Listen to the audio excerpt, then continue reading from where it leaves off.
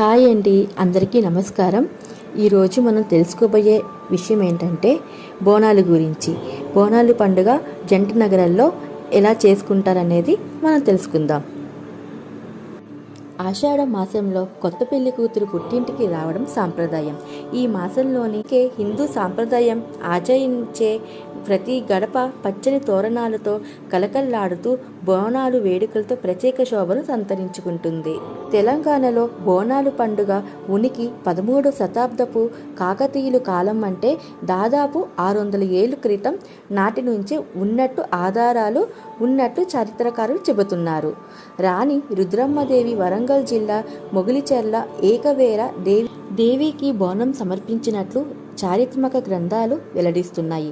1675లో కుతుబ్ షాహీ కాలంలో గోలుకొండ కోటలో జగదాంబిక అమ్మవారి ఆలయాన్ని, తనీష కాలంలో మంత్రులైన అక్కన్న మాదరను నిర్మించినట్లు చరిత్ర చెబుతుంది.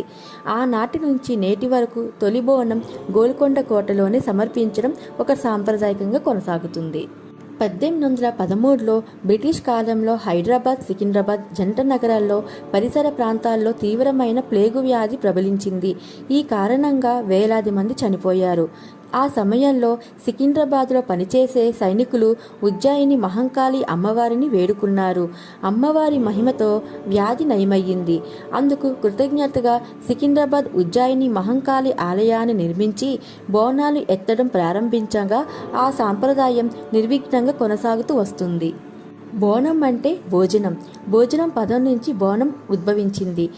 కొత్త మట్టి కుండలో లేదా ఇత్తడి పాత్రలో అన్నం, బెల్లం, పాలతో నైవేద్యం వండుతారు. కుండను పసుపు, కుంకుమతో అలంకరించి వేప మండల, మామిడి ఆకులు, పూలతో సుందరంగా అలంకరిస్తారు. ఆ కుండలో పరమాన్నం నింపి పైనుంచి దీపం వెలిగించి భక్తితో గ్రామదేవతకు సమర్పిస్తారు. ఇలా చేయడం ద్వారా అమ్మవారి ఆశీస్సులు అంది కుటుంబంలో ఆరోగ్యం, ఐశ్వర్యం, సుఖశాంతులు అందుతాయని నమ్మకం. తొలి బోనం ఎక్కడికంటే మొదటిగా తెలంగాణలో ఆషాఢంలో మొదటి బోనాల ఉత్సవాలు ముందుగా గోల్కొండ కోటలోని శ్రీ జగదాంబిక అమ్మవారి ఆలయంలో ప్రారంభమై తరువాత సికింద్రాబాద్ ఉజ్జయిని మహంకాళి ఆలయం, హైదరాబాద్ లాల్ దర్వాజా సింహవాహిని ఆలయం, ఇలా తర్వాత నగరంలో శక్తి స్వరూపిణి ఆలయంలో బోనాలు వేడుకలు ఘనంగా కొనసాగుతూ వస్తాయి. చివరిగా ఘటాలు ఊరేగింపు ఆకట్టుకుంటుంది. ఆషాఢం ప్రారంభం నుంచే శ్రావణ మాసం పూర్తయ్యే వరకు దశలవారీగా తెలంగాణ వ్యాప్తంగా గ్రామ దేవతలకు అమ్మవార్లు బోనాలు సమర్పిస్తారు. చీర, సారితో ఇంటి ఆడపడుచుగా గౌరవాన్ని ఇస్తారు. సుఖశాంతుల్లో కష్టకాలంలో తోడుందమని మొక్కులు చెల్లించుకుంటారు. ఇక్కడ ముగిసిన అనంతరం గ్రామీణ ప్రాంతంలో ఊరంతా ఒక్కసారిగా గ్రామదేవతల గుళ్ళకు వెళ్ళి నైవేద్యాన్ని సమర్పిస్తారు. డప్పులు, మోతలు, పోతురాజులు విన్యాసాలు, శివశక్తులు ఊరేగింపుల మధ్య మహిళలు తలపై బోనం మోసుకుంటూ అమ్మవారికి పరమాన్నం సమర్పించడం ఆనవాయితీగా వస్తుంది. Thank you for watching.